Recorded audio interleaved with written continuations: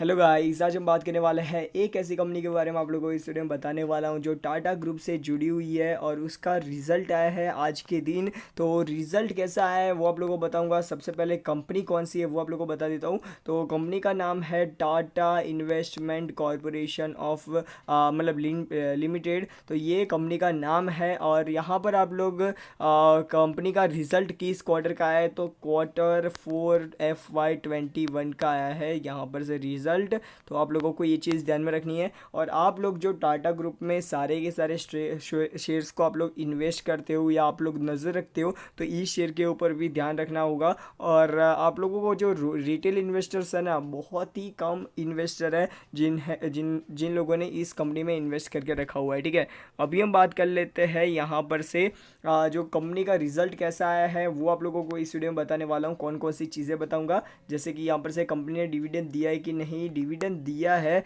तो कितने रुपीज़ का दिया है, तो वो सारी की सारी चीज़ें आप लोगों को बताऊँगा। और डिविडेंड कब तक आप लोगों के बैंक अकाउंट में आने वाला है, तो ये डिटेल वीडियो रहने वाली है टाटा इन्वेस्टमेंट कॉरपोरेशन लिमिटेड के ऊपर। तो ये वीडियो अंदर देखते रहो, आप लोगों को 100 से वीडियो अच्छा लगेगा।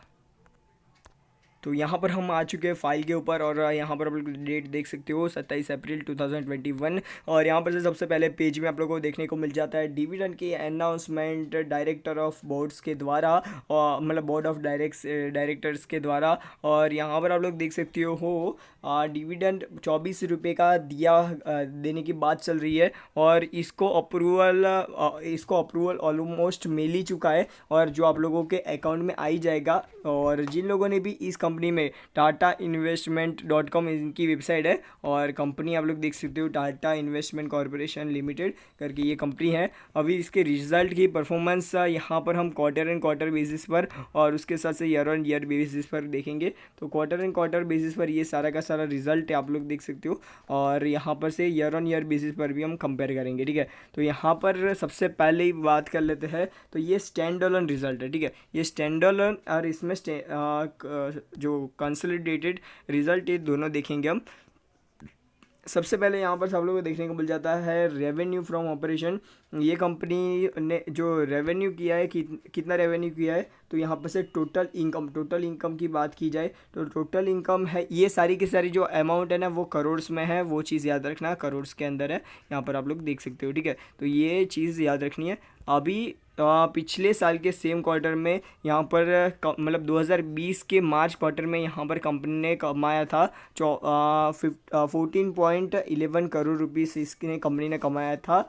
इनकम की थी, मतलब कमाया नहीं था, इनकम की थी। और उसके बाद के क्वार्टर में मतलब यहाँ पर आप लोग देख सकते हो मार्च के क्वार्टर में पिछले साल 2020 को। ठीक है, इस कंपनी ने इतना कमाया था 15.92 करोड़ रुपीस। उसके बाद यहाँ पर इस कंपनी ने जंप लगाया है और अभी कंपनी ने कमाया है 24.73 करोड़ रुपीस, जो बहुत ही ज़्यादा अच्छा है। इम्प्रूवमेंट बहुत ज़्यादा अच्छी है, मेरे को ये चीज़ अच्छी लगी। और कंपनी के बारे में बात करें तो यहाँ पर आप लोगों को दिसंबर क्वार्टर से कंपेयर करें 2020 से अभी, तो यहाँ पर भी आप लोगों को उछाल ही देखने को मिल रहा है, जो एक अच्छी बात है। अभी हम बात कर लेते हैं ईयर ऑन ईयर बेसिस पर 2020 में कंपनी ने कैसा परफॉर्म किया था और 2021 में किससे कंपनी ने कैसा परफॉर्मेंस दिया है। तो अभी यहाँ पर से मतलब ईयर ऑन ईयर बेसिस पर गिरावट देखने को मिली है 9.4 करोड़ रुपीज़ के आसपास की।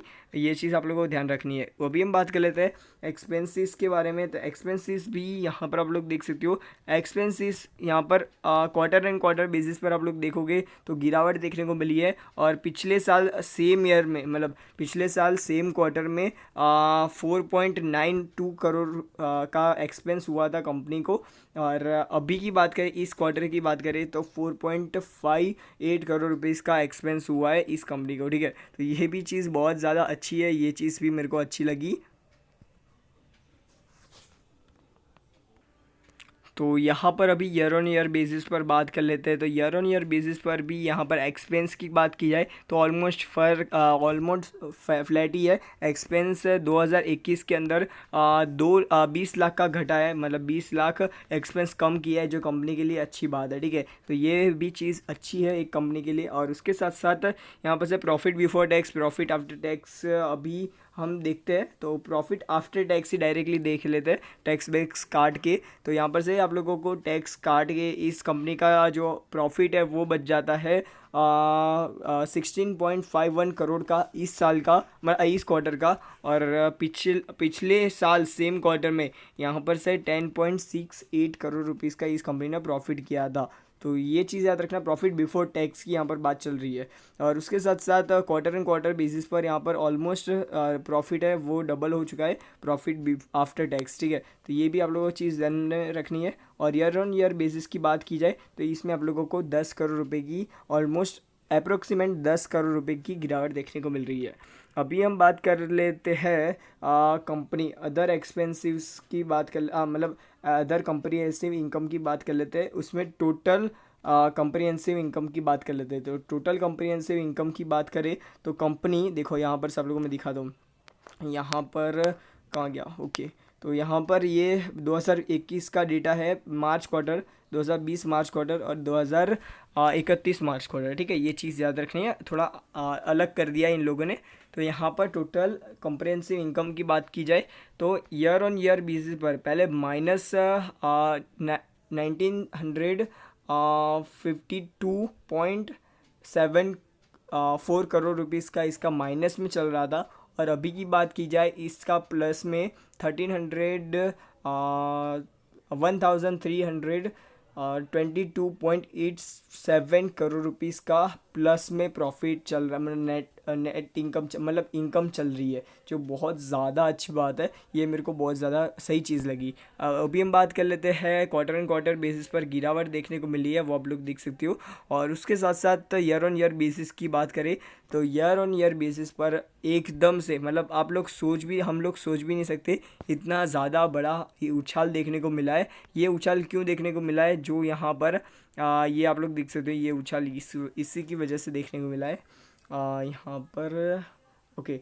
तो यहाँ पर जो item that will be not reclassified, देखो यहाँ पर से जो प्रॉफिट और लॉस स्टेटमेंट होता है उसमें आप लोग जो आइटम्स होती है उसको रिक्लासीफाई करना पड़ता है। तो वो रिक्लासिफिकेशन की वजह से यहाँ पर से आप लोगों को इतना ज़्यादा बड़ा प्रॉफिट, मतलब टोटल कंप्रेहेंसिव इनकम देखने को मिल रही है, ठीक है। अभी हम बात कर लेते हैं अर्निंग पर शेयर के बारे में। तो यहाँ पर से अर्निंग पर शेयर अभी इस कंपनी का चल रहा है 3.26, और पिछले साल सेम क्वार्टर में चल रहा था 2.11। तो इसमें भी बढ़ोतरी देखने को मिली है। और ये क्वार्टर एंड क्वार्टर बेसिस पर देखें तो भी बढ़ोतरी देखने को मिली, per year on year basis पर गिरावट देखने को मिल रही है, ठीक है। तो यहाँ पर हम बात कर लेते हैं टोटल इक्विटी शेयर्स, और वो सारी चीज़ अभी इतनी ज़्यादा ज़रूरी नहीं है हमारे लिए। अभी यहाँ पर ये सारी की सारी चीज़ें ज़रूरी है, आप लोगों को पढ़ना और देखना आना चाहिए। और यहाँ पर आप लोगों को जो भी मेन चीज़ें हैं वो आप लोगों को दिखा देता हूँ, वरना तो यहाँ पर कोई दिक्कत है नहीं। कंपनी तो बहुत अच्छी है, और इस बार का रिज़ल्ट भी थोड़ा बहुत अच्छा आया है क्वार्टर एंड क्वार्टर बेसिस की बात की जाए तो, ठीक है। तो यहाँ पर ओके, तो ये सारी की सारी डिटेल्स है जो आप लोगों को मैंने बता दी है। और यहाँ पर कंपनी का किस कंपनी के पास कैश और कैश इक्विवेलेंट की भी यहाँ पर बात कर रहे हैं कि ये चीज़ें नोट करनी है। तो यहाँ पर क्या बताया जा रहा है, cash and cash equivalent including the cash flow statement देखो यहाँ पर आप लोग देख सकते हो बैलेंस शीट के अंदर, यहाँ पर आप लोगों को देखने को मिल रहा है पहले 2020 के अंदर ये करोड़्स में है सारी की सारी चीज़ें। 2020 के अंदर सेम क्वार्टर में यहाँ पर से था, 2020 में था 6.86 करोड़ रुपीज़ का इसका कैश फ्लो था। और अभी की बात करें तो 7.52 करोड़ का इसका कैश फ्लो है, जो अच्छी बात है। तो यहाँ पर आप लोगों को ये चीज़ नोटिस में रखना है, ये सारी की सारी चीज़ें। अभी यहाँ पर एक और फोटो दिया गया है, वो आप लोग देख सकते हो। इसमें क्या बताया गया है, मेन जो हाईलाइटेड चीज़ है ना, वो आप लोग देख सकते हो। यहाँ पर पिछले साल से, मतलब पिछले साल दिया गया था 18 रुपये का डिविडेंड दिया गया था, और अभी की बात की जाए तो 24 रुपये का डिविडेंड दिया गया है, जो कंपनी के लिए और शेयर होल्डर्स के लिए अच्छी बात है। अभी कंसोलिडेटेड रिज़ल्ट के बारे में बात कर लेते हैं। तो यहाँ पर डायरेक्ट मेन कंप्रिहेंसिव इनकम के ही बारे में डायरेक्ट बात कर लेते हैं। तो कंप्रिहेंसिव इनकम यहाँ पर total same to same situation almost बन रही है। तो यहाँ पर क्वार्टर एंड क्वार्टर मतलब ईयर ऑन ईयर बेसिस की बात की जाए तो इसमें गिरावट देखने को मिल रही है, उछाल देखने को मिल रहा है। और क्वार्टर एंड क्वार्टर बेसिस पर भी देखने जाए तो आप लोगों को उछाल देखने को मिल रहा है। पर क्वार्टर एंड क्वार्टर मतलब एक क्वार्टर पिछले क्वार्टर से इस बार जो इसका टोटल कंप्रिहेंसिव इनकम है इसमें घट गया है, ठीक है। ये चीज़ आप लोगों को ध्यान में रखनी है। उसके साथ साथ यहाँ पर अर्निंग पर शेयर भी आप लोगों को देखने को मिल जाता है, जो आप लोग देख सकते हो। पहले कितना था और अभी कितना है, मतलब पिछले क्वार्टर में कितना था और अभी कितना है वो आप लोग कंपेयर कर लो। और पिछले साल सेम क्वार्टर में 7.17 था और अभी मतलब माइनस में था, ठीक है। और अभी कम से कम प्लस में तो आ चुका है, ठीक है। ईयर ऑन ईयर बेसिस की बात की जाए तो ईयर ऑन ईयर बेसिस पर इम्प्रूवमेंट आया है ऑलमोस्ट 30 करोड़ रुपये, 30 रुपीज़ का, ठीक है, 10 रुपीज़ का, ठीक है। तो ये चीज़ आप लोगों को ध्यान में रखनी है। तो आप लोगों को ये वीडियो कैसा लगा, अभी हम डायरेक्टली शेयर के ऊपर चलते हैं। तो यहाँ पर टाटा इन्वेस्टमेंट कॉरपोरेशन की बात की जाए तो यहाँ पर आप लोगों को आज के दिन 2% की उछाल देखने को मिली है। और यहाँ पर 5 डेज़ की बात की जाए तो 5 डेज़ में इस कंपनी ने ऑलमोस्ट 4% का रिटर्न दिया है। 1 मंथ में ऑलमोस्ट फ्लैट है।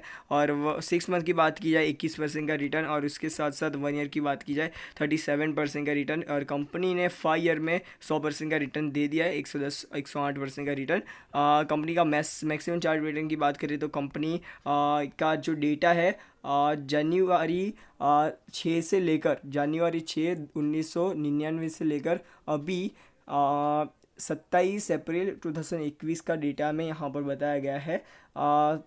1330.85% इसका रिटर्न है, जो इतने मतलब 21 साल में, ठीक है, 20-21 साल में। तो ये भी आप लोगों को चीज़ें ध्यान में रखनी है। तो आप लोगों को ये वीडियो कैसा लगा मेरे को कमेंट सेक्शन में बताओ। वीडियो पसंद है तो लाइक मारो, चैनल पर सब्सक्राइब मारो। और क्या आप लोगों को इस कंपनी में इन्वेस्ट करना चाहिए, तो मेरी मानना है कि अभी नहीं करना चाहिए। कंपनी का अभी आप लोग और भी ज़्यादा पढ़ो, आप लोगों को पता चल जाए अपनी कंपनी कैसे काम करती है, कैसा प्रॉफिट जनरेट कर रही है, वो सारी चीज़ें पता चल जाए। और आप लोगों को लगे कि इस कंपनी का फ्यूचर अच्छा है तो ही इन्वेस्ट करना, बाकी तो आप लोग इस कंपनी में इन्वेस्ट करने की ज़रूरत नहीं है। तो बस good bye from the next video में, गुड बाय।